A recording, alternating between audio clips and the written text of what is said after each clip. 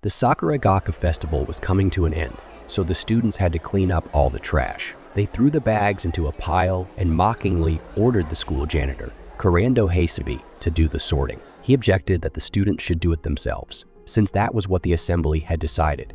𝙕𝚎 urged them to follow the rules, but the group leader explained that the others were busy preparing for the night festival and had other things to do. The janitor said that the rules were made up for a reason, so the students should have seen it coming, but he was told to shut up and not to talk to them at all. With anger, 𝙕𝚎 crumpled a plastic bottle, but suddenly a huge portal appeared, and all the students of the school found themselves in some strange empty world. A huge butterfly appeared in front of them, and then a voice was heard announcing that, unfortunately for all of them, they had been summoned. Among them are both geniuses and fools, but none will return back to their world. In the new one, both humans and other creatures have much more power, so everyone will be helpless here. Nevertheless, they will be given a bit of power. They will be able to understand language. Their bodies will change, and they will be given a blade, which has already appeared in the hands of some students. Lastly, the summoned were advised to remember what they regret with all their hearts, for it might help. 𝙕𝚎 noticed that the disciples began to disappear, dissolving into a black haze. Suddenly, some guy rushed past. He pushed the janitor away, grabbing his blade. 𝙕𝚎 realized with horror that now he would die without his sword. He tried to shout to the insolent man, but he also disappeared. 𝙕𝚎 kept shouting for his sword to be returned, but a man just before he disappeared explained that the thief was Hayato Ichihara, the son of some big shot, proud and rude. In other words, a very bad guy. At last, he concluded that this contract worker had taken a big hit. The students still kept disappearing, and the voice kept repeating that everyone was helpless in the new world, and no one would come to save them. 𝙕𝚎 came to the conclusion that he would simply die at this rate. He got very angry from realizing that once again all the worst was getting to him. The guy himself started to fade away, questioning why exactly he had to die. Either way, he wouldn't have to socialize with people anymore. If he was going to show up anywhere, 𝙕𝚎 preferred that place to be the snowy mountains or the desert. He really wants to go somewhere where there are no people. 𝙕𝚎 just wants to live.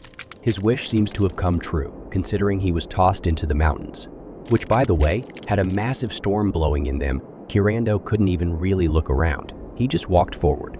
Suddenly, the huge figure of a snow leopard loomed on the hill. The boy immediately remembered the words of the mysterious voice that all the creatures of the new world would be much stronger than the students. However, at this rate, he was more likely to die of cold. 𝙕𝚎 reached some sort of cave, with a pouch lying at the entrance. The only thing inside was a book, but the only thing that could be warmed with it was a brain. It occurred to 𝙕𝚎 for a second that this book might contain information on how to start a fire. Despite the incomprehensible letters, the boy found that he could read it. To his great surprise, the book was not simple at all. It contained spells. Having read out one of them, 𝙕𝚎 assumed that it would help to block the entrance. He decided to try it and did as written. 𝙕𝚎 had time to notice the ground rising, but suddenly slumped to the ground, feeling the strength leave his body. Before he lost consciousness, the guy managed to see the same figure of a snow leopard approaching the cave. The leopard opened its huge maw, and instead of half of it, the entrance to the cave was completely overgrown. Suddenly, something began to rise from under the snow below. Finally, the snowdrift broke up and many eyes appeared. 𝙕𝚎 woke up and, struggling to get to his feet, found that the entrance to the cave was closed. He couldn't believe that he had done it with magic, or even that there was magic in this world. The boy carefully picked up the book from the floor, realizing that he was all alone in the mountains, just as he wanted to be. In that case, it was time to begin. 𝙕𝚎 decided that he would never die here, and did not even realize that at this very moment, his new home was guarded by a snow leopard. After reading the book, he learned that there are many spirits in this world. Fire, water, earth, wind, thunder. The person using the spell calls upon these spirits to get what he wants in exchange for magical power. This kind of magic is called spiritual magic. 𝙕𝚎 still couldn't believe. He understood the text, despite the incomprehensible letters he was seeing for the first time in his life. An unexpected sneeze made him remember to warm up immediately, and a flame spell came to mind. 𝙕𝚎 thrust his hand forward, but slumped to the ground again, though he did not lose consciousness. The book said that if the mage was inexperienced, he could improperly transfer magical power to the spirit, so that it would simply be sucked out. The outflow of magic must be blocked. If this is not done, the mage will suffer from headaches. unconsciousness, fatigue, and muscle aches. However, repeated attempts will help to better feel the spirits around and understand their own strength. The reserve of magical power could also grow. Kurando began to try again and again, but each time he failed. He didn't understand what was wrong with this world, but he could create a wall. Although he assumed that he was not strong enough for this spell, suddenly his stomach rumbled loudly. So Kurando decided it was time to look for food. He looked into the sack and pulled out a loaf of bread, which he greedily pounced on. From there, he also pulled out a barrel, the contents of which he poured inside. In an instant, he assumed that there must be something else inside and began pulling out one loaf after another. Soon a whole mountain of bread and kegs had accumulated against the wall, along with a small knife. Even despite the quantity, these supplies would last for a year at most. Kurando continued throwing spells, but again flew off without getting what he wanted. The leopard watched his efforts with interest. Finally, he managed to create a small candle, which he held as gently as if it were his own child. The place was a bit unfamiliar, but Kurando was determined that he would not die, even if all the creatures of the new world turned on him. He eagerly leafed through the pages of the book, learning new spells, and soon the interior of the cave had a stone table, shelves, and even a toilet. Thus passed 181 days. Today was unusually quiet, which made Kurando assume that the storm had subsided. He armed himself with a knife and trimmed his overgrown beard, then opened the door to the outside. The storm had indeed stopped, so Kurando was finally able to enjoy the beauty of the new world. Here, there was no need to think about a paycheck, false sense of self-worth, or oppressive inferiority. In this world, one should live simply for the sake of living. The boy's attention was attracted by the snow leopard, which now could be clearly seen. According to the information in the book, it was one of the magical beasts. Creatures like him gained magical power by fusing their own life force and spirits. Such beasts are the opposite of monsters, which in turn are the result of a failed spirit transformation. Either way, if it were a monster, Kurando would have to say goodbye to his life. The boy walked on. His body felt so light, but he thought it was the effect of being locked up for so long. Suddenly, the snowdrift beneath his feet fell down, and Kurando himself fought. Despite the great height, he quickly jumped to his feet and ran forward, amazed at how fast he could move his legs. He accelerated so fast that he didn't have time to slow down and crashed into the rock that had appeared so suddenly. He was running uphill, but he wasn't out of breath. He crashed into the mountain at speed, but there wasn't even a scratch. As he climbed up, he noticed the leopard staring at him strangely. Kurando promised that one day he would tie the beast's tail in a knot. Suddenly, an interesting thought occurred to him. The boy looked at his fist and then struck the rock with force, finding himself upside down in the snow. However, what caught his attention was the dent that was left at the site of the blow. Kurando rejoiced that with such strength, he could now even hunt rodents and rabbits. He was already lost in the anticipation of meat, as suddenly he saw a huge spider on top, which hurriedly jumped down, almost crushing the guy. Kurando couldn't understand why this thing was so gigantic, but there was no time to think. He had to run before the spider ate him. The boy took off, but almost immediately he stumbled and just rolled forward. He had already prepared for death as a leopard jumped on the monster and, tearing off the head of the spider, ran into the cave occupied by Kurando.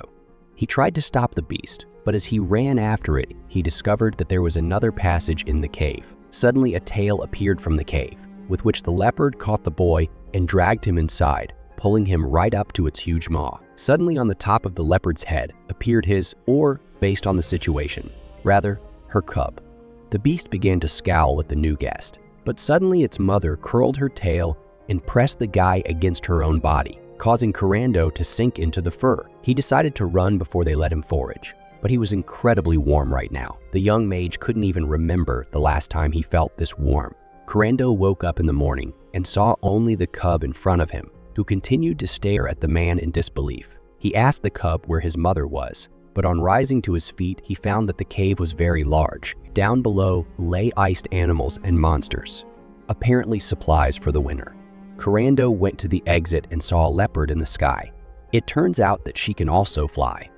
By the way, there was another portion of supplies on its tail. He went to his part of the room, but suddenly he noticed the predator opening the passage to his warehouse. So he assumed that she had created that wall as well. In that case, he didn't understand why had she also stocked it as food. In fact, while he was thinking, the leopard had already flown in for a new batch of supplies. 𝙭𝚗𝚒 continued to study the book, and the mother began to wash her child. The bars walked to the exit and gazed into the distance, and the beast followed her, stepping over the guest of her den. He began to play with his mother, but suddenly she threw him to the boy, who deftly caught the cub and then sealed the entrance to the cave again. Suddenly there was an explosion outside, to the source of which the mistress of the cave flew. 𝙭𝚗𝚒 realized that the only creature that could do such a thing was a man. He was right. On the mountainside appeared a human troop, headed by a bearded man. Seeing the leopard in front of him, he ordered to open fire. The leopard dodged several explosions, deftly bouncing aside. As the predator was too fast, the archers were ordered to move back. The mage managed to create a protective circle before the enemy caused a powerful ice wave that shook even the leader of the squad. The man realized that the leopard had used ice cover. However, he had expected nothing less from the white ghost of the 𝙷𝚎𝚌𝚗𝚒. All of this incredible battle was taking place right before 𝙭𝚗𝚒's eyes. Though this brainchild was more like a painting, he faced the harsh reality he had come to know back in his world. Society didn't recognize 𝙭𝚗𝚒, and even when he was summoned, the sword he needed to survive was simply stolen. That was exactly what the harsh reality was. The boy didn't understand why even that hairball next to him wasn't running away, but willing to join the fight. Right now, the beast had no strength, so it remains just to watch. That being the case, 𝙭𝚗𝚒 decided he wouldn't run away either. There was no way he would now tear his gaze away and run away from reality like he had done before. Meanwhile, his mother tried to attack the leader of the group, but he hit the predator with his shield, with such force that she even flew to the edge of the cliff. Suddenly, a powerful spell was used against the leopard, and her support collapsed downwards. But the beast stayed on its feet. The subordinates tried to inform the captain that the animal was still alive, but they were ordered to be silent. The white ghost of the 𝙷𝚎𝚌𝚗𝚒 was dead, the mysterious hooded figure announced. The captain noticed that it was very dangerous, and therefore thanked the savior, thanks to which it was possible to defeat the predator without losses. The man praised the lady heroine, who meanwhile exposed her beautiful face for a good job. Maxim Dahl, a giant and captain of the white spear hunting team, remarked that he hadn't hunted in over 50 years, so he admitted that this snow leopard was very important to him. However, he couldn't understand why the heroine of the kingdom had such a sad look. Akari apologized to him, explaining that all she did during the hunt was run away. 𝙭𝚗𝚒, still watching from the cave, saw the girl's face as very familiar, though her clothes were obviously different. The boy came to the conclusion that the other students might be somewhere nearby as well. 𝙭𝚗𝚒 wondered if he could talk to her with the help of the wind spirits. Maxim told him that it was only possible to challenge this beast after 3 days of the harsh winter. That was why even the fact that Akari had decided to join the squad was commendable. Her spirit gift ability, although the giant himself would prefer to call it a blessing from God, seemed to the captain to be a very useful thing, because every hunter wants to know at least the approximate location of his prey. Akari admitted that her ability wasn't really that special. When using it, the brain analyzes the terrain and makes an approximate map, where the owner herself is always displayed in the center, and hostile creatures are marked in red. However, this skill is not the most stable, so it does not always mark enemies correctly. Sometimes even harmless meadow rabbits were marked red. The guy found what he heard extremely interesting. Maxim said that if you can't use your skills perfectly, you should. He told him that everyone here was strong. Suddenly, the man turned to his comrades and shouted whether everyone had recovered.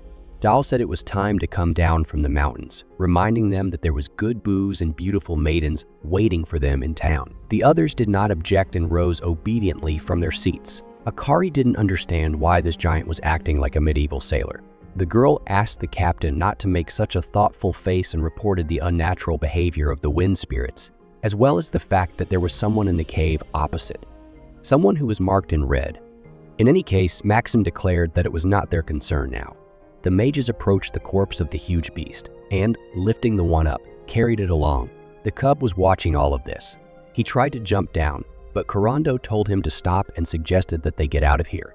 The animal fell to the ground at the very precipice, so the boy picked it up in his arms and carried it back to the dwelling.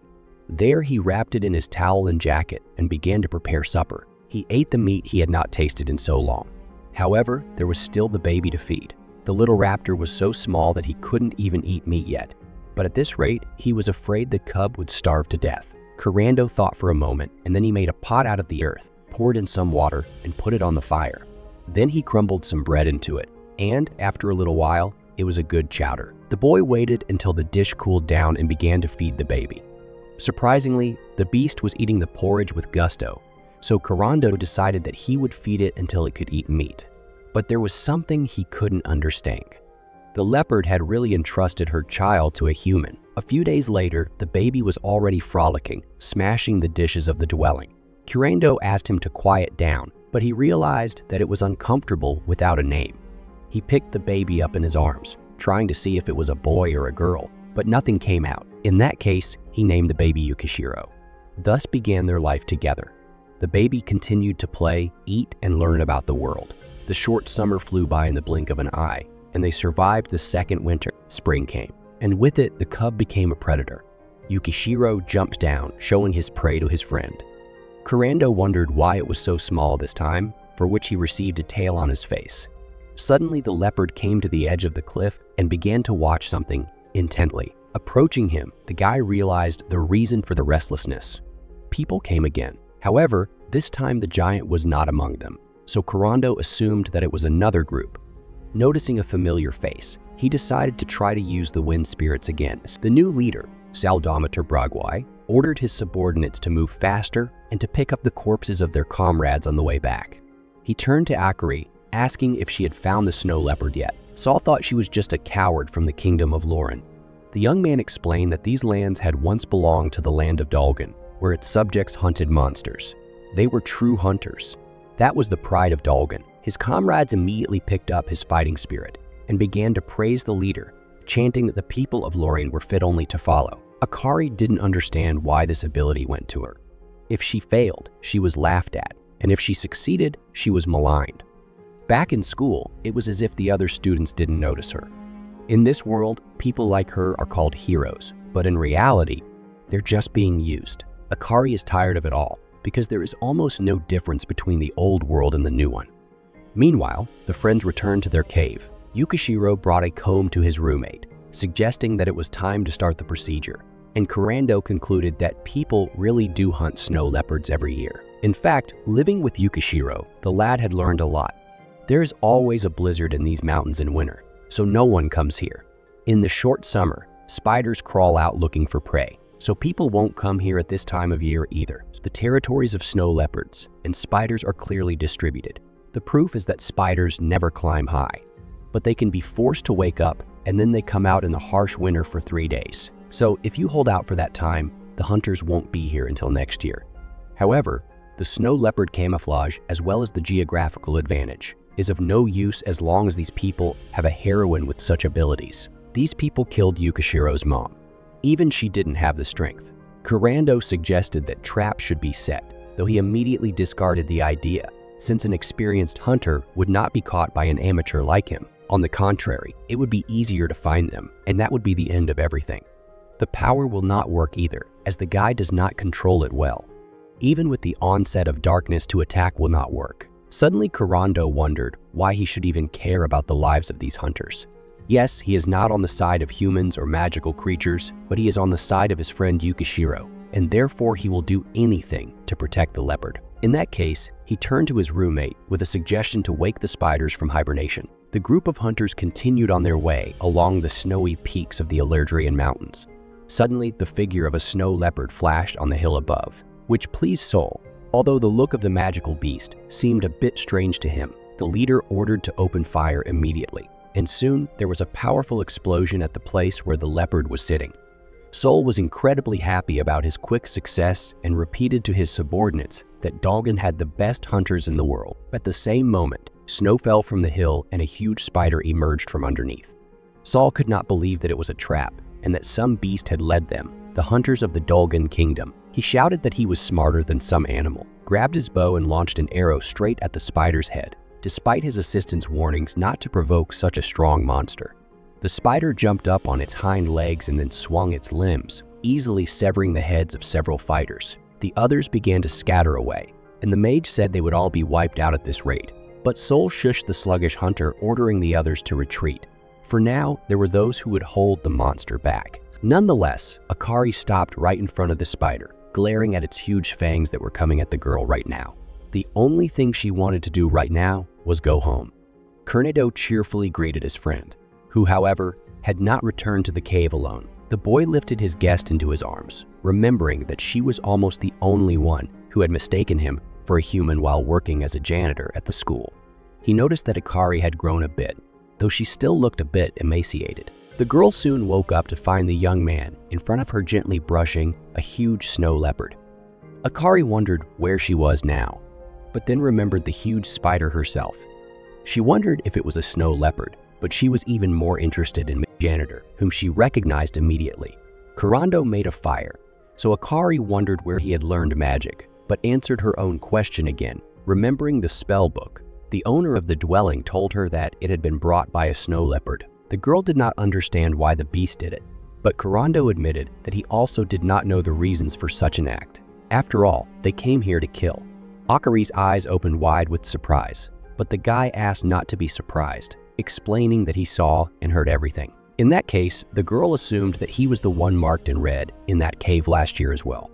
Kurando admitted that he was aware of the ability too, noting that it was also the reason the hunters had come this year. In that case, Akari assumed that the spider had also been released by her interlocutor. Unexpectedly, Kurando confessed that he often thought of Japan. He apologized for such an abrupt change of topic. After all, it had been a long time since he had talked to people. The boy explained that if you and your companion run into people with obviously not good intentions, it is much easier to escape alone. The thing is, when there are two of you, each of you can't leave the other, even though your opponent is physically superior. And now Kurando and Yukishiro find themselves in just such a situation. Their rivals are much stronger, but he can't leave his friend. And so there is nothing left but to fight back. Yukishiro's rivals are much stronger than him, but he can't leave his friend behind. So he has no choice but to fight back. Akari admitted that she didn't really understand her train of thought, but Kurando realized that he was getting a little carried away.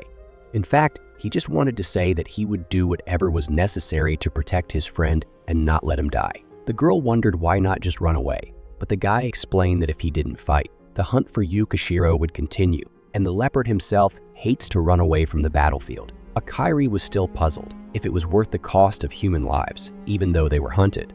But in that case, Kurando wondered if she herself would welcome with open arms guys who break into her house. She countered that, of course, she would fight back. The girl was about to say something else, but Kurando cut off that was exactly what they were doing. Fighting back, Yukishiro stretched and stalked towards the exit. Pausing his gaze on his guest for a second, she was going over the guy's words in her head about her ability, and the fact that this year's hunters had also come just because of her. Akari assumed that if she hadn't brought 𝙷𝚎𝚘's subordinates, then it wouldn't have been the snow leopard or themselves, or Miss Janitor that would have been harmed. She got out of bed and followed Yukishiro to the exit, pondering that indeed everything that had happened was her fault. The girl came to the conclusion that she simply had no right to lecture her savior. After all, she might have to kill someone herself tomorrow. However, Akari would definitely not be able to do it without hesitation, like Mr. Janitor. The girl stepped outside, watching as Yukishiro rose into the air and then deftly pounced on a creature flying by, sinking his teeth into it and knocking it to the ground. Now the basic principle of this world had come to her. If you want to live, survive. Akari wondered if she would be killed too, but Kurando said she wouldn't if she kept quiet about the cave and its inhabitants, so he informed the girl that she could leave. Kurando caught himself thinking that he didn't know how to talk to children at all, though why would he ever want to? Still, he couldn't help but admit that he had turned into a crude idiot. Akari was making her way through the snow-covered hills when she suddenly came across a spider web. Because spiders are hostile, the threads are also marked in red, but she still couldn't get used to the idea that to a janitor, humans are marked in red just as much as monsters. In fact, Akari had seen people suddenly turn red many times, which scared her a lot. It's scary when your enemy is following you everywhere, but it's even scarier when there are only enemies around. Finally, she saw the outline of a familiar city in the distance, and so there was only a short distance to go. Akari stopped in horror as the entire settlement was now glowing red. Akari sank to the ground, not knowing what to do next, but more importantly, why the whole town had turned against her. A few days later, Kurando and Yukishiro were out for a walk again, but suddenly they came upon a barely alive girl who was walking back towards the cave. Despite her curt speech, 𝙭𝚗𝚒 realized what the problem was. Of course, he hadn't been to human settlements in a long time, so this was a good opportunity. In any case, there was nothing to do, so he decided to go and find out everything there, using a spell of darkness so that no one could see him. The giant was walking towards the exit of the establishment, as suddenly the owner suggested him to go to his country, as he was tired of looking after his guest. When he got home, Maxim sank down on the bed and poured a barrel of wine into himself. He asked the man who had followed from the tavern itself if an assassin had been sent for him, but the answer was negative. The giant said he still didn't believe it, so he received a note.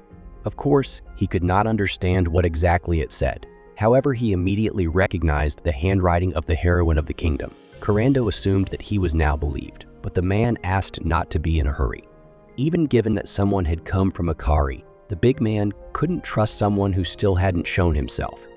Someone sneaking around in the darkness seemed to the giant to be either an assassin or a common thief. In that case, the lad dispelled the spell and let the owner of the room look at himself. Sure, the guest was a bit unkempt, but it was hardly an immigrant or a vagrant.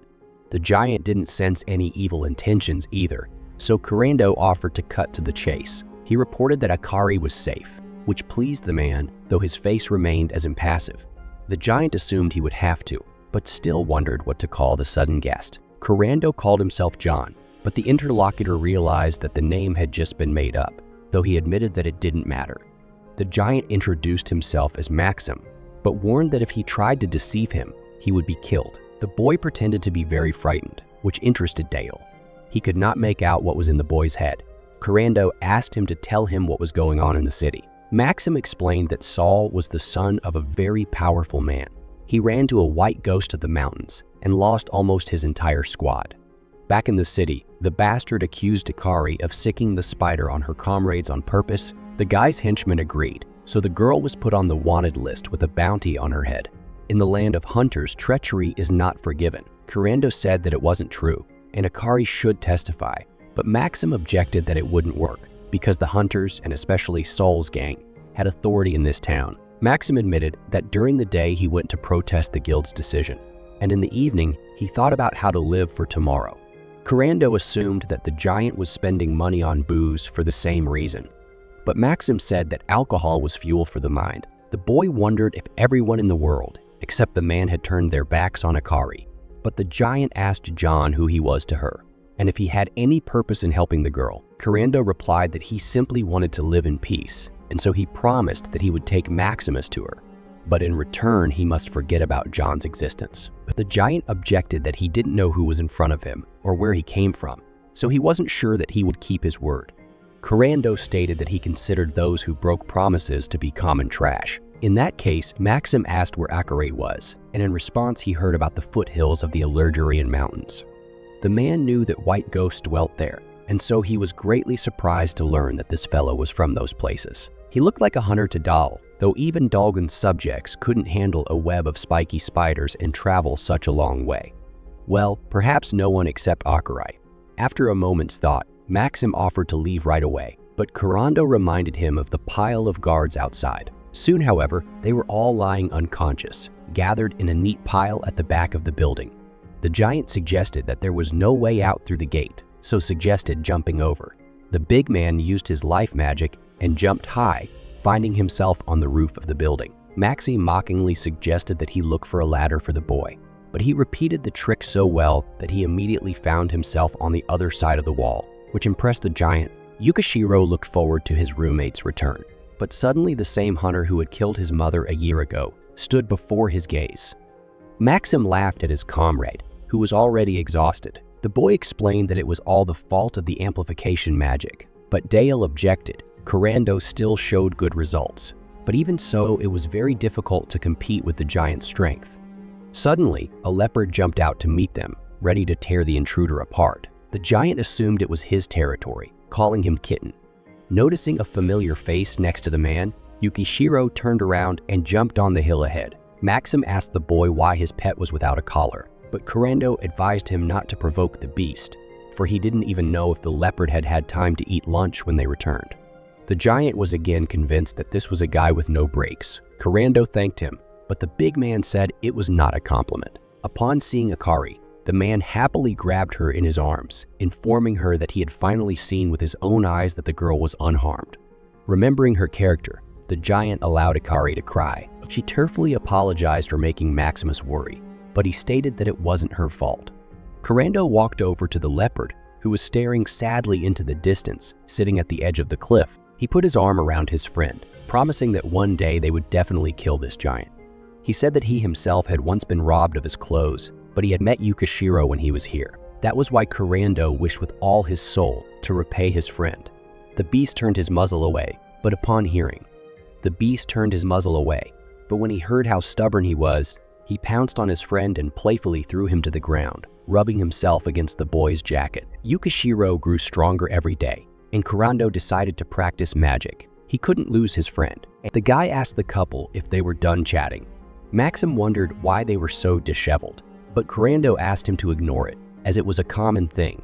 The giant said he was going back to 𝙕𝚎𝚘, so he asked him to keep an eye on Ikari. 𝙕𝚎 planned to go to the sacred office of the province. It shouldn't take long, so he promised to be back soon. Kurando queried about the sacred chancery, and Ikari explained that it was the place where the innocent could prove they hadn't committed a crime. Of course, there is no magic in this world that can replace a lie detector, but one heroine did manage to replace it.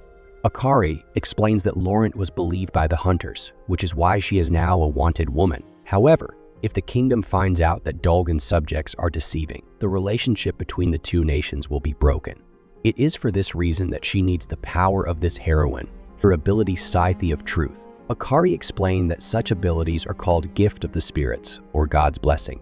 When the heroine asks a question, if the person is lying, the 𝙱𝚊𝚗 hurts them, but if they tell the truth, they remain unharmed. Kurando found this ability rather problematic. The girl agreed with that statement, especially since the 𝙱𝚊𝚗 of truth only works with countries and organizations that have accepted a myriad of conditions. Ikari revealed that this heroine was in her 3rd year at the academy, so is quite a decent human being. Kurando suggested that the sacred office has quite a lot of influence, and once again, he hit the mark. Even one of the major religions of the ellipse, Sandra, accepted her, though she never once used the higher court. The giant repeated that he was going to head to the chancery, but before he did so, he warned that he'd be spending the night at John's. The boy reminded him that Maxim was in a hurry, so he was sure it would be better to go right away. But the giant explained that he couldn't get through the cobwebs now, so he hoped that Kurando wouldn't leave his comrade in distress. The man was impressed by the den of the snow leopard. The owner of the dwelling created a fire, but the absence of wood surprised the guest. Maxim wondered if Kurando kept the fire burning with the help of magic power. The boy confirmed that that was what the spellbook said. The giant objected that it was very inefficient, but he explained that it was a way of expanding the magical reserve, though of course it was hard at first. Maxim then asked how the young man prepared food. He explained that with the help of earth spirits, he creates a pot, then burns it with fire, and then adds water. Well, and of course one should not forget about the skewer for meat. The giant asked to be shown the whole process, and Kurando did not object, doing everything according to his recipe. When the food was ready, Maxim asked Ikari what they had just seen.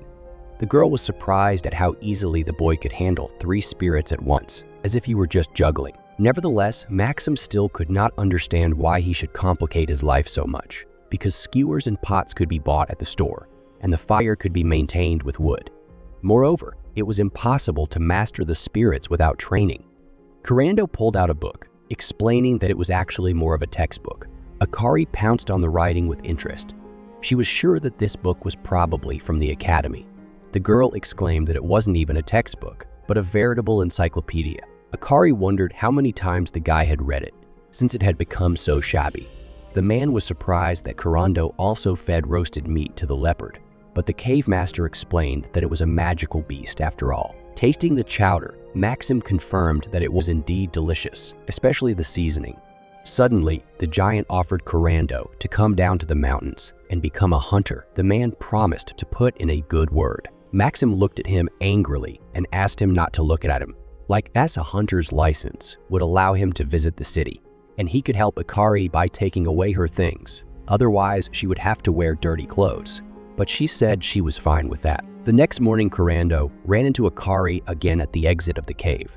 When asked by the girl where the giant was, the boy stated that he was still sleeping and snoring heavily, which was very annoying. The girl apologized for the fact that her friends would have to take risks because of her. But 𝙭𝚗𝚒 objected that it was not difficult for him to just come down from the mountains. 𝚑𝚗𝚒 explained that after all, he did not even know her, but the guy noticed that she herself does not tell anything. In that case, the interlocutor admitted that her name is Fujishiro Akari, but here everyone just calls her Akari. 𝙭𝚗𝚒 also introduced himself, but said that the girl could just keep calling him janitor. The boys didn't even notice Maxim standing behind them. He knew that John was a fiction. In that case, the giant asked to tell where 𝙭𝚗𝚒 was really from, but the guy repeated that he came from the mountains. Finally, the boy offered to go and left Yukishiro in charge and asked him to watch over Akari. He decided to bring his friend a souvenir from the city. Soon the comrades reached the city gates. Maxim shouted that he was back and ordered it to be opened. There was no reaction. He even assumed that he would have to climb through the wall again, as suddenly the gate rumbled and began to lower. Walking down the street, 𝙭𝚗𝚒 assumed that Maxim was a very powerful man, but the giant argued that he was not, as even the slanted glances of the others in his direction indicated. The boy looked at himself again and concluded that his clothes stood out too much. The giant casually reminded him that 𝙭𝚗𝚒 was a member of the group from the mountains that had decided to settle separately. At last they came to the door of a tavern, and as they entered it, they again attracted the slanted glances of the customers. They went to the counter and Maxim told the young man sitting inside that he wanted to recommend a hunter. He was surprised. First they jump over the walls, and then they come with a recommendation. Nevertheless, the administrator asked where the hunter was. The giant pointed to the one standing next to him, but the administrator objected that the face was not familiar to him. Maxim concluded that he had vouched, but still had to start all over again. But the administrator explained that since the hunter was recommended, he could skip the identity check and everything else, though he could explain everything later, if he wanted to, of course. The man held out a sheet of paper and asked 𝙭𝚗𝚒 for his name and deposits. The guy explained that he couldn't write, so the receptionist asked him to just dictate. Maxim told him that he had met this guy of the 𝙹𝚊𝚗𝚗 mountains when he went to look for Akari. His whole clan had been wiped out by some magical beast, so he was the only survivor. If so, the administrator asked if he was familiar with the guild's rules and stated that an aptitude assessment was required. The giant did not object, but reminded him that 𝙭𝚗𝚒 had been born in a mountain clan, and their children there began to survive on their own from the age of 10. Maxim led his comrade to the evaluator, and then a box was placed on the table. The giant explained that they would now be measuring innate combinability with spirits, if he remembered correctly. Of course, the old man opened the box and told him that each ring had a spirit sealed in it, and asked the lad to put them all on at once. When 𝙭𝚗𝚒 followed the instructions, the appraiser ordered the magical power to be released. He bent over and looked closely at the rings. The highest combinability appeared to be with darkness, followed by ice. Next in order were earth, water, wind, lightning, fire, and the weakest combination was with light, though that made sense considering the highest was with dark. The assessor explained that combinations do not determine the future, but people with certain characteristics find it easier to work in a certain direction. For example, blacksmiths are helped by fire, while sailors are helped by water and wind. For hunters who work in areas with little snow cover, ice is better suited to preserve prey. The power of darkness manifests when hunting at night, but usually monsters still have an advantage at this time. The old man stated that it was a rather useless ability. The hunters watching the process started laughing and joking about such a useless combination, and they also recalled that this weirdo was recommended by the captain of the White Lance. Maxim reported that giants don't have the best combination either. Nevertheless, it was possible to use autonomous magic or learn how to skillfully handle weapons. The main thing was not to get frustrated. Finally, the evaluation was finished and the guy was asked to put the rings back where they belonged. When the box was put away, Maxim noticed the portrait of the appraiser, noting that 𝙭𝚗𝚒 was not bad at drawing. He assumed that the guy had manipulated the shadow using darkness. The administrator asked the giant to come up for a word. Maxim warned 𝙭𝚗𝚒 that he would step aside for a couple of minutes to discuss something regarding the recommendation. The young man was impressed by this aptitude evaluation ceremony. He supposed that if something like this were in Japan, it would be much easier for people to decide on their future. Suddenly, a group of oddly colored men appeared behind him.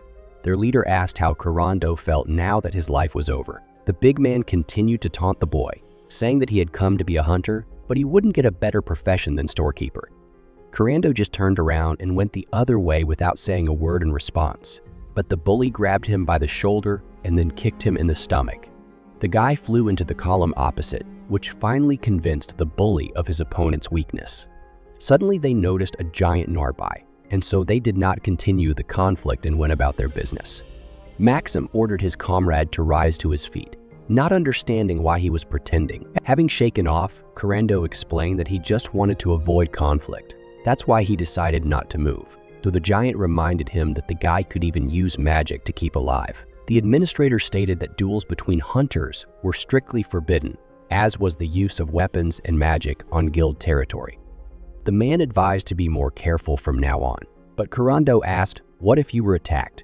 The administrator reiterated that it was forbidden to use magic without permission, regardless of the reason, and also noted that 𝙭 had provoked the bullies himself by. Finally, the boy was handed his hunter token and asked to carry it with him at all times, as this item allowed him to use level 3 magic. Maxim paid attention to something else, but seeing that the administrator didn't understand what he was talking about, he himself offered his comrade to check everything in practice and take an order for herbal balls. The man asked to sign here, and remembering that 𝙭 was not trained in literacy, offered to fill out the papers himself.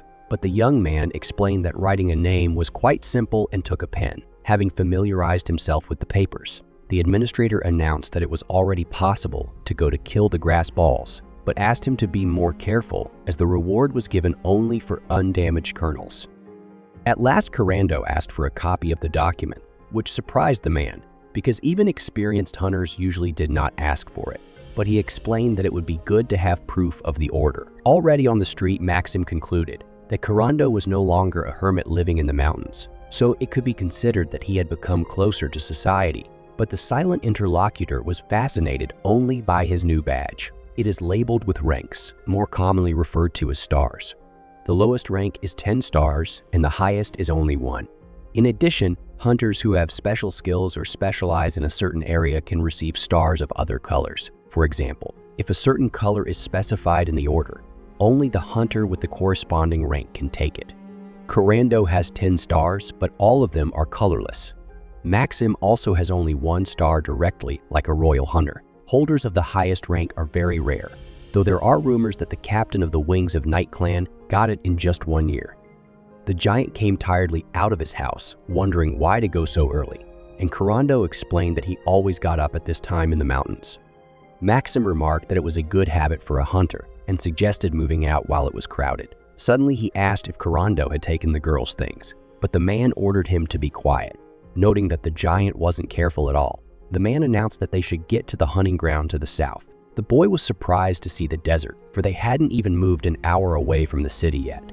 Maxim officially announced that the comrade's life as a hunter had now begun. He asked not to look at him with such a stupid look, because everyone started with hunting grass balls, though it was more like mowing, because it was a magical grass, but it didn't use magic. 𝙭 asked if this was a dangerous task, and the giant explained that these weeds were harmless, unless, of course, the roots intertwined. The boy swung his knife and sliced the ball in two. He explained that it was a 3-toed horn blade, and Maxim noticed that the fellow was a rather old-fashioned hunter. Nevertheless, this weapon never fails, for the wielder of such horns uses cutting magic for defense. Finally, 𝙭 pulled out a small ball, assuming he was finished. Maxim confirmed that this was the core. They didn't pay much for it, but money is money. The boy inquired how much one cost, and the giant estimated that 25 pieces would get you 1 rod. By the way, he assumed that the interlocutor knew nothing about currency, which turned out to be a correct remark. Now the giant began to question whether it had been a good idea to bring the newcomer here. He explained that kin was the basic currency, and 1 kin was 100 selim. He pulled out his own money and demonstrated the denomination bills. Maxim held out the pouch to 𝙭, explaining that he simply couldn't leave Akari without the money. It was also a reward for his help, for the giant doubted that he would be able to get back to the mountains before the storm hit. So he asked him to keep an eye on the girl. 𝙭 objected that he didn't need the money because he had made a promise, but Maxim asked him not to be taken for a fool and expressed confidence that the boy had known Akari for a long time. Either way, he didn't care. So he just asked to keep an eye on her. Suddenly, the giant snapped out of his seat and ran off, leaving his comrade alone. Kurando decided to continue mowing and soon pulled out at least a dozen cores. He was about to start the next ball when suddenly a bird attacked him from the sky and he barely managed to dodge its talons. The eagle was truly huge and even daring to attack near the city. Kurando was once again convinced how cruel the world was. Its entire body was bright blue in color, but the bird's amplification magic still couldn't be felt. The young man took out several boomerangs, also made of the three-toed horn. He had so thoughtfully brought with him. He was confident that he could hit, as he had been training with Yukishiro. But his first attempt to hit the eagle at close range failed, as he simply dodged, though he couldn't do any damage. Kurando threw 2 more boomerangs at the eagle, hitting it in the back, sending it plummeting downwards, giving Yukishiro a souvenir. The townspeople watched mesmerized as someone walked down the street carrying a huge bird on his back. Kurando had worn conspicuous clothing before, and now he looked like a brightly colored target.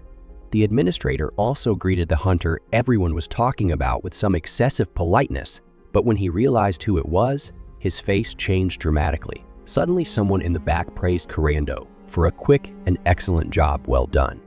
Seeing Saul himself, an obliging smile again shone on the receptionist's face. He walked up to Kurando, and behind him stood the very bullies with whom the guy had a conflict after the determination ceremony. Suddenly, Saul asked for that azure eagle to be given to him. Kurando remembered that the eagle was a souvenir for Yukishiro, so he objected that he could not give it away. The insolent man asked if he knew who the hunter was, but he said he had no idea. Saul's underlings were angry that Kurando dared to be rude to their lord and tried to take the eagle by force, but the leader ordered them to stop. This azure eagle was for his sister's wedding, and so he shouted to his subordinates not to touch the bird with their dirty hands. The administrator explained that the man was the son of a member of the 𝙷𝚊𝚗𝚒 parliament from a very noble family and a 4-star hunter, 𝙕𝚊𝚗𝚒𝚗𝚗. Now that the interlocutor realized who was speaking to him, the warrior again demanded the bird, promising that he would pay any amount. Saul tossed a few bills under his feet, assuming that would be enough, but Kurando clearly repeated that he was not going to give up the eagle. Burgoy assumed the newcomer was just padding his price, since no one with 10 stars could have defeated such a monster. So he was sure that Kurando had simply found the corpse in a field somewhere and brought it with him. Saul warned that he could make sure the boy wasn't allowed to hunt, not just in the city, but in the whole country. Kurando explained that he didn't care about the country or the hunters themselves. This made the warrior reach for his sword, but then the administrator interrupted the argument and asked him to stop. The man asked what parts of the eagle Saul needed, and he said feathers and beak. The same question was asked to Kurando, but he only needed meat and tail feathers. In that case, the administrator offered to sell the parts Saul needed at a reasonable price. Kurando did not object, telling the knight that he could get everything he needed from the guild, and the latter in turn promised to turn a blind eye to everything that had happened. The resolution of the conflict caused all onlookers to exhale in relief. Soon Kurando was given his meat and feathers, neatly packed in rolls, as well as 1,000 kin from Mr. Sola. The young man asked where the former employee was, and in response he heard that he was trying to catch his breath. A colleague of the former administrator asked if Kurando would like to open an account so that he could use his money freely in any city or country. The guy did not object, so his new account was immediately deposited 27,000 kin. Suddenly, Kurando noticed an interesting order on the wall, so he told the administrator that he would take care of it. The man drew attention to the 4-star rank of the task, but the hunter objected that the paper has been hanging for a year, and according to the rules of the guild, if no one has taken the order for a long time, then anyone can take on its fulfillment. Kurando strolled through the market, attracting more and more attention, so it was decided to enter the store sooner rather than later. One of the shops boasted a fairly wide selection of goods, from battle armor to common spices. The young man picked up an axe with a sharpening stone, a few pouches, chili peppers, and salt, all of which cost 2,500 kin. Having taken enough souvenirs, Kurando went out of the gate and into the mountains, humming a song and not even realizing that he was being followed. One of the spies marveled at such an ugly tune, but the other ordered them to shut up as the target finally made a halt. They decided to finish him off quickly and get out of here. The arrowheads drew the bowstring tightly, and then flew swiftly forward, piercing the hunter's chest. The assassins lit up the body and were horrified to find that it was the magic of darkness. They wondered how something like this could be pulled off by a guy with 10 stars, but more importantly, what to tell Mr. Saul. These idiots didn't even realize that they were being watched from above by their two friends, who continued on their way home with smiles on their faces. Noticing the appearance of the owner of the den, Akari ran happily towards them, inquiring how everything went. Kurando admitted that he hadn't seen this many people in a long time, and also informed him of the guild registration. He rummaged around in his bag and handed the girl a quill, explaining that it was a souvenir. Judging by the beautiful bluish hue, Akari assumed it was the feather of an azure eagle. He told her what had happened, and she was very impressed. Kurando wondered if the bird was hard to kill. Akari explained that the eagle is not some rare or special creature, but is usually hunted by those whose rank is at least 7 stars. However, to kill one, preserving its beautiful color is a very difficult task. If one were to kill an eagle with magic, it would inevitably lose its color, and if struck at altitude, it would fall down, covered in mud, so one must match the moment before the eagle descends to a low altitude. Kurando suggested that he was very lucky, but Akari stated that he had no idea how lucky, as a feather with preserved color is an incredibly rare item. It's a popular item among noble ladies and superstitious hunters. Now Kurando understood why everyone was staring at him. Suddenly, Yukishiro's tail hit the ground with force, so the young man realized that he had brought a souvenir for him as well. He took out a wreath of eagle feathers and placed it on the leopard's head, which made Akari marvel at how beautiful it was. Yukishiro grudgingly threw the ornament down and grinned, but his friend quickly pulled out a roll of meat and handed it to the beast. Kurando remembered the girl and wondered how she had been eating all this time. But Akari told him not to worry, because Yukishiro had been carrying her food and taking care of her throughout the guy's absence. In that case, Kurando assumed that the leopard had taught her how to use the dwelling as well. But he was wrong. He led Akari to the cave and explained that water came from melting snow or could be created with magic. It can also be heated with fire magic. And if you do it long enough, it comes out a real hot spring, which is very relaxing. He led the girl to the next room, showing her the toilet. Kurando told her that he'd made it Western style at first, but when Yukishiro started using it, he had to use the Japanese format for his convenience. Next, they walked to the storage room. Among the frozen stock were a horned bear, a great mountain sheep, a thundering duck, and even a horned spider. The girl admitted that she had never even seen some of these beasts before, and in fact, they were all magical creatures that were hunted by people with a rank of at least 4 stars. Kurando wondered if Sor could handle them, but Akari explained that he'd gotten his stars by bonding. In fact, she doubted the jerk was stronger than 6 stars. Kurando explained that his armor looked so clean that it felt like he'd never used it once. Seeing the look of surprise on Akari's face, the boy explained that Saul had prevented him from bringing souvenirs. The girl lowered her head in embarrassment, so Kurando apologized, suggesting that he shouldn't have reminded the idiot. Finally, he led his guest to a room whose walls were scrawled with strange symbols, explaining that it was a workshop and laboratory. Kurando admitted that Yukishiri didn't like the smell of this room. After looking at all the potions and animal skulls, Akari informed her that there were a lot of suspicious things in here that the local authorities could execute for having. But Kurando explained that it was all necessary for self-defense. He pointed to the targets at the end of the workshop, explaining that they could practice with bows and other weapons there. Akari wondered if he was using a bow, but Kurando demonstrated a boomerang, which he aptly threw, breaking through a wooden head. The girl noticed that these implements were made of a 3-toed horn. Kurando wondered if it was such a famous animal, for the giant had noticed it too. Akari confirmed that it was. In the past, for example, many peoples had used the antlers of the 3-toed deer for hunting. Nowadays, however, they are used more as jewelry and hunted by those whose rank is at least 6 stars. Akari explained that these beasts are possessed in places even colder than here, so they could even be considered rare. Kurando pointed out the rather detailed description of the 3-toed deer, and the girl explained that she had studied at the academy for 6 months, so she knew the language and other peculiarities of this world. And then she started being tested madly by the hunters. Akari assumed that the interlocutor could also immediately understand the local language, because all the summon received the ability of automatic translation. No one else in this world has such a skill, though it must be analogous to some kind of magic. Suddenly, Yukishiro roared, and Kurando realized it was time for lunch.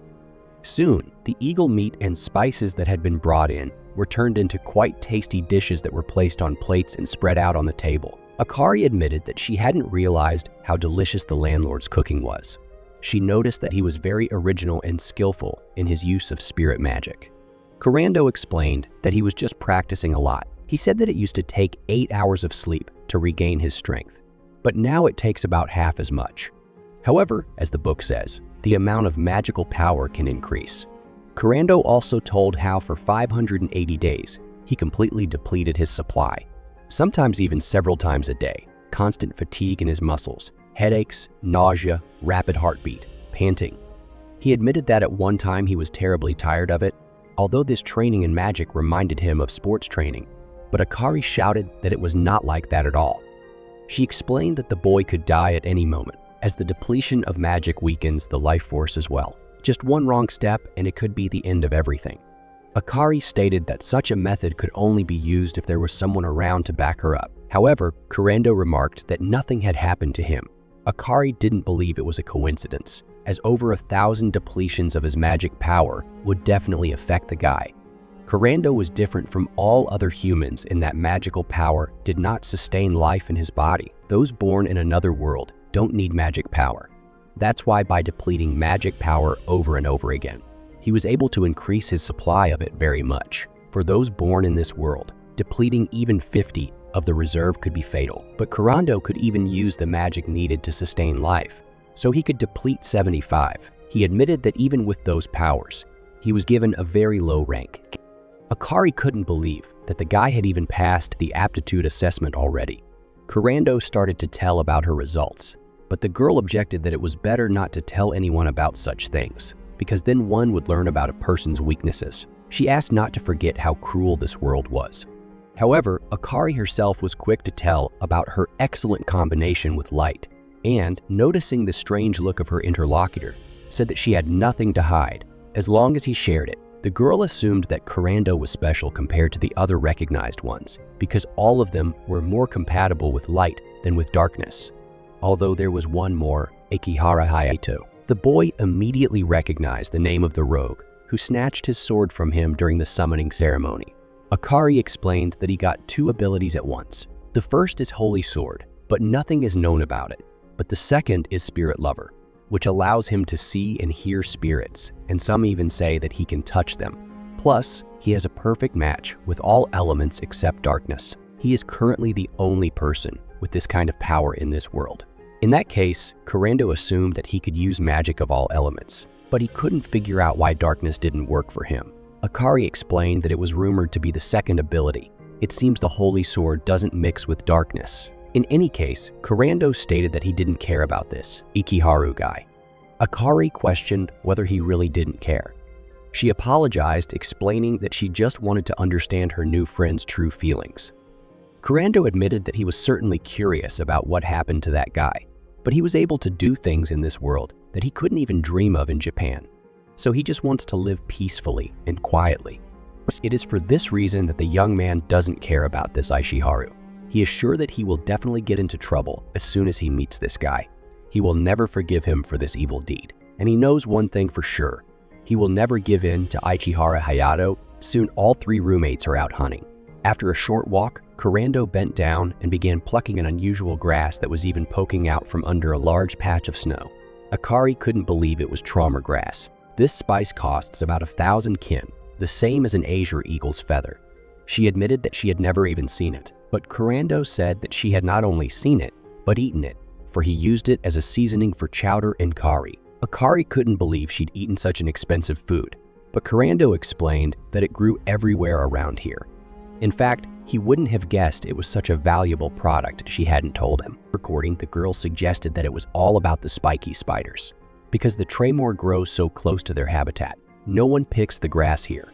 Akari explained that Kurando now had a virtual monopoly on gathering this ingredient. The young man had been constantly unlucky in the past world, but now luck had finally smiled upon him. Akari noticed that he wasn't the only one, as she suddenly pointed out to her friend that it was snowing.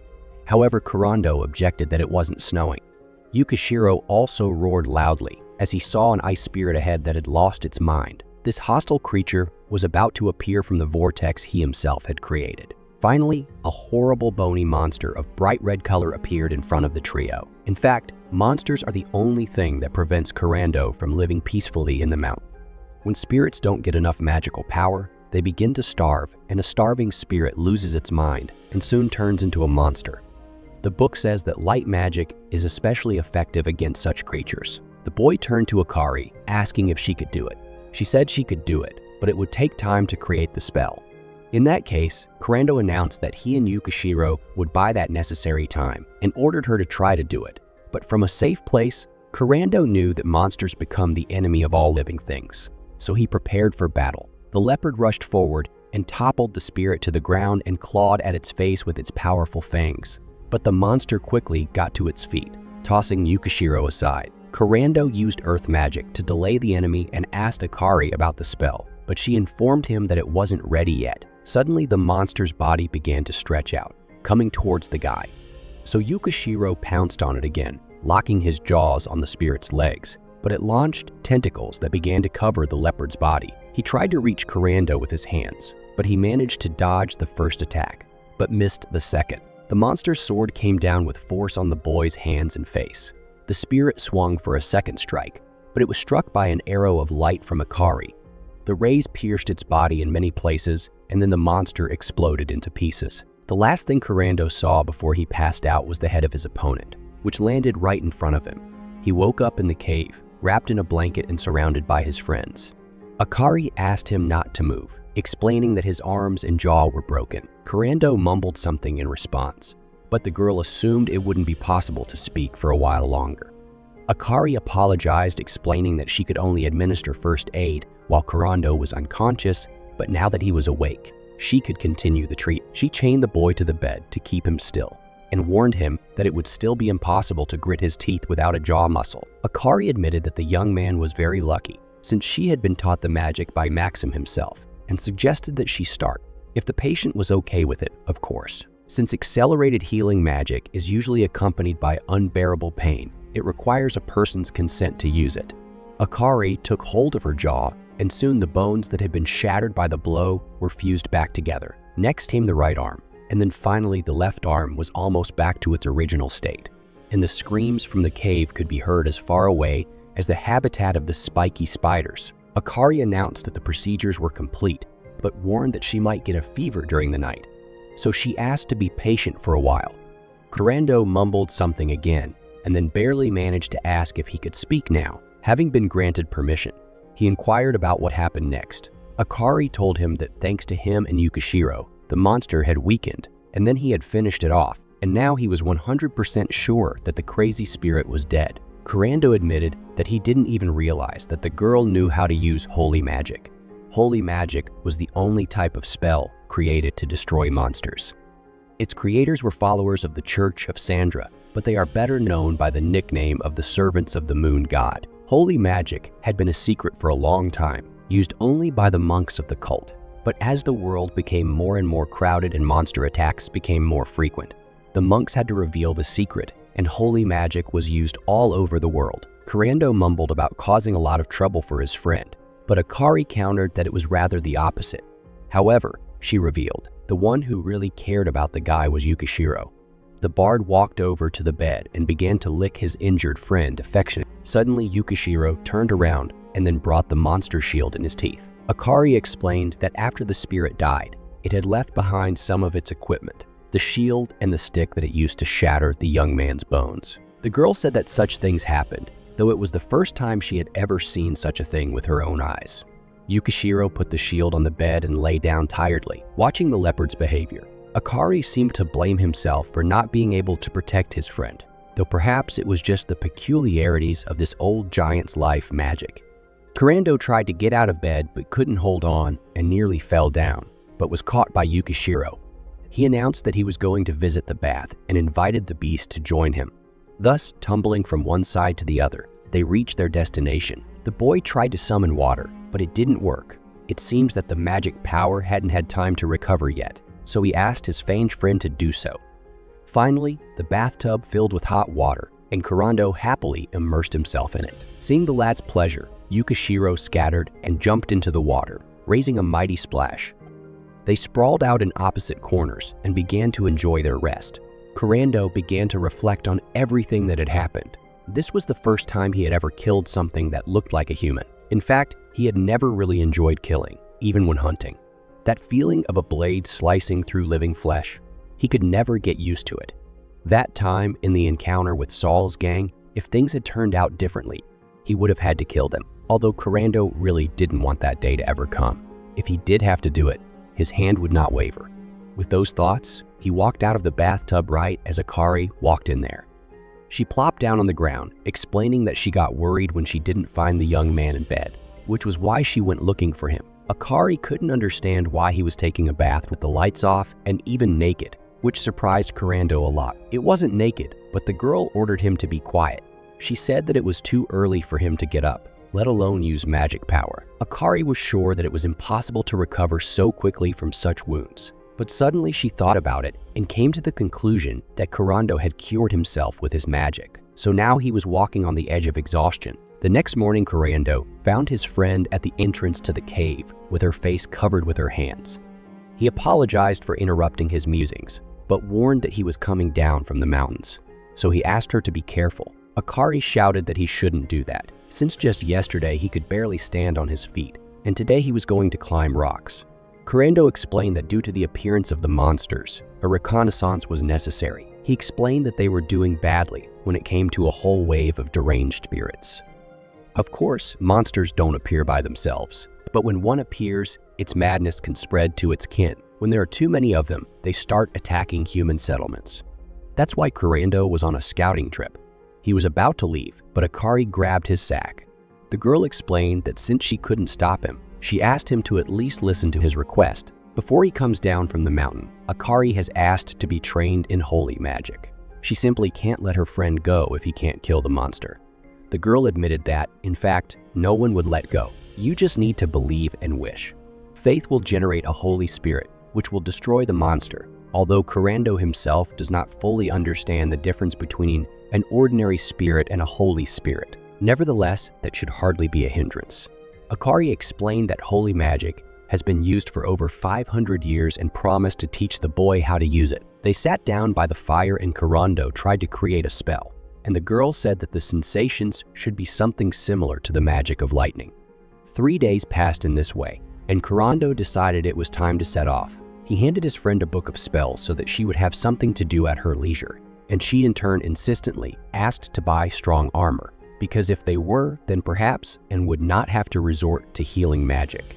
Finally, Kurando reached the guild, but the administrator with a cold look objected that this order, taken by the guy last time, is invalid, so it is impossible to pay the reward.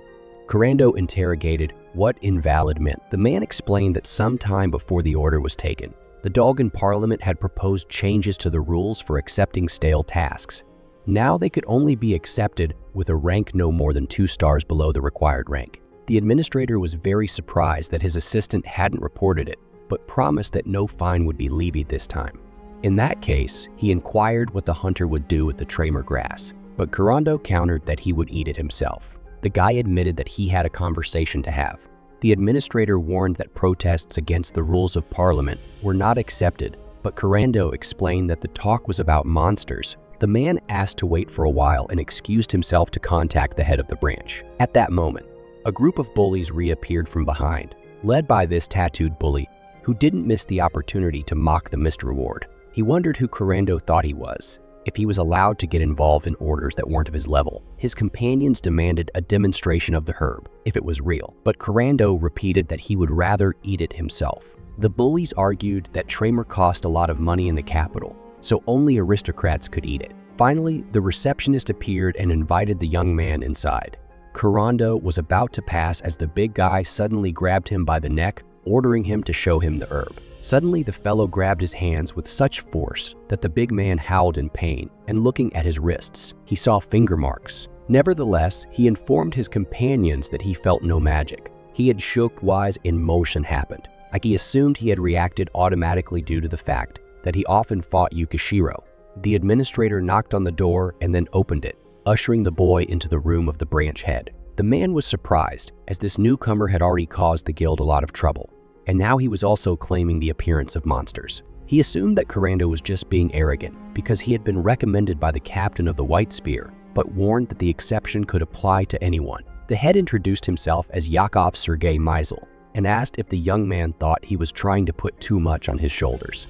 The man admitted that he had already heard about that incident with the Azure Eagle, but finally asked what 𝙱𝚘𝚗 wanted to talk about. Yakov simply couldn't believe that a rookie with 10 stars could defeat a maddened ice spirit, and even alone. Meanwhile, a girl appeared on the threshold of the office and watched the dialogue with interest. 𝙱𝚘𝚗 showed the shield as proof, but the head of the room said that they were lying around every corner. He remarked that if he was going to lie, he should lie wisely, suggesting that the newcomer was just trying to raise his rank. He called the young man a fool, for you could only get an extra star through hard work. Yakov was surprised at his own eloquence, but said that 𝙱𝚘𝚗 was lucky because there were few hunters now, so everyone was important.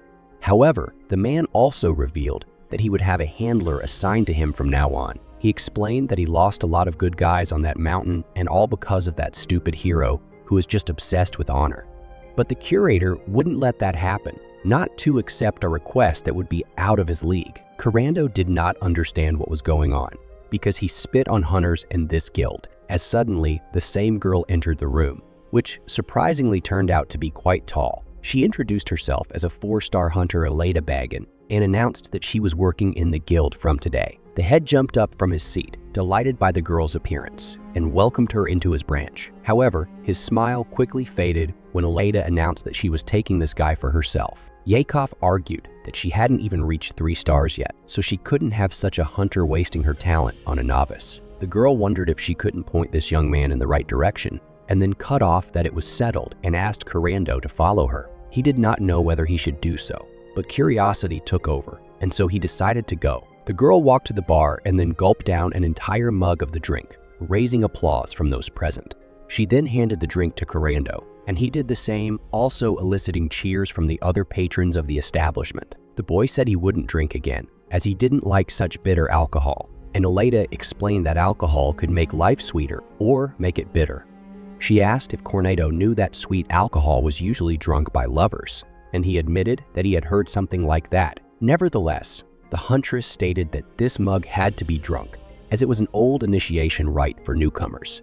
The girl repeated her name and status again, noting that she was also a giant. She explained that she couldn't stand all the formalities at work, so she asked to be called 𝙹𝚗𝚗𝚗. She asked if there were any more questions and reintroduced herself to the whole mug. 𝙱𝚘𝚗𝚗 admitted that he had a lot of questions, and the first was why she wanted to be his handler. 𝙹𝚗𝚗𝚗 explained that for a guy like him, with or without a handler, there was no difference. So upon reflection, she concluded that she could expect a lot of problems from 𝙱𝚘𝚗𝚗. 𝙹𝚗𝚗𝚗 explained that she would not interfere in his hunt, but she could help with advice, so she could be considered a protective shield, but said that she was still responsible for the newcomer's actions. That was how handlers work. Suddenly, a small, fat silhouette appeared on the guild's doorstep and screamed for help, but was suddenly thrown outside. One of the hunters assumed it was an orc, but the others disagreed, for the creature looked more like a boar. A short, fat man in a uniform rose to his feet, and shaking himself off, said that he had heard of a man who had fulfilled an order to collect 𝙱𝚘𝚗𝚗𝚗 grass, and that was why he had come here. The administrator was very surprised at the appearance of the noble baron, and quickly opened the doors, ushering the guest inside. The hunters recognized this wayward aristocrat, who was eating like himself. According to rumors, he was ready to kill for 𝙱𝚗𝚗𝚗𝚗. The administrator explained that the order had been taken by mistake by a newcomer, and said he was sorry. Suddenly, the baron dropped down and, inhaling with his huge nose, wondered why then the place smelled of this herb. Seeing this scene, the hunters were definitely convinced that the man looked rather like a pig. He followed the trail and soon suggested with hope in his eyes that 𝙱𝚗𝚗𝚗𝚗 had a 𝙱𝚗𝚗𝚗𝚗. The baron stated that he didn't care about the nuances of the guild, and asked very much that the herb be given to him. He admitted that he had waited a year for this day, so the young man said he would get it now, seeing off the disgruntled administrator with a smile. The man couldn't wait to taste the herb, and his huge mouth filled with drool. But 𝙱𝚗𝚗𝚗𝚗 asked him to calm down, promising that he would get some. Finally, he held out a few bundles, and the baron popped one into his mouth with gusto, savoring it greedily. Tears welled up in his eyes as he confessed that when he was young, His grandfather had given him his first taste of 𝙕𝚘𝚗, so it was a true taste of childhood. He even tried to hug his benefactor. But Kurando inquired about payment. The Baron's eyes rounded sharply and sweat broke out on his face. He awkwardly tried to explain that he had recently paid for groceries and asked to understand that he had nothing but words of thanks right now, which made the giantess chuckle. Kurando interrogated if there was nothing at all. After all, this was an aristocrat, and the man admitted that there was not a penny left even though he was the head of the barony. In that case, the young man whispered something in the ear of his interlocutor and waited to see if the latter would get angry. The Baron understood what he meant, but it was a family heirloom, so he did not consider the exchange to be of equal value. But Kurando again showed the bundles of the much-coveted seasoning. The man immediately changed his face, admitting that the newcomer's eagerness had won him over. Nevertheless, he made a small amendment to the contract, asking the boy to carry all the goodies for him, if he could find any, of course. Kurando stated that he agreed, unless of course the guild objected. The Baron rejoiced and ordered the administrator to carry a table, paper and pen. The man reminded him that this was a family heirloom after all, so he asked for more herbs, and Kurando pulled out a few more bundles. Finally, the contract was signed, and the Baron explained that his home was not far from here. He said goodbye to everyone and headed importantly towards the exit. 𝙹𝚘𝚗 told them that this weirdo had only recently received his new title, and he was already acting like a big shot, but from the back he still looked like an orc. Nevertheless, he was a representative of an old aristocratic house, so she was surprised at how easy the negotiations had been. Kurando tried to stand up, but lost his balance and bumped his face right into the curator's 𝙷𝚘𝚗𝚘. He apologized, explaining that he had completely forgotten that he was drunk. 𝙹𝚘𝚗 admitted that she wanted to look at the guy when he blushed, but there was no reaction. Finally, she asked what he'd bargained for. Kurando reported that this fat man's baronies held the secrets of autonomous magic. Autonomous magic had been discovered before the advent of spiritual magic. The latter follows the laws of this world, while autonomous magic can ignore some of them. For this reason, its use requires catalysts, and the spells themselves are read. Now autonomous magic is hardly ever used, as these catalysts cost a lot of money and take a lot of time to learn. Before the advent of spiritual magic, autonomous magic also supported the authority of the aristocrat and also strengthened royal power. At the moment, it is used by such representatives of the barony as this weirdo, although they hide the very fact of the existence of autonomous magic. 𝙹𝚗𝚗 laughed. Did Kurando bargain for something that probably didn't even exist? But he noted that there was no guarantee he'd be bringing the Baron anything tasty either.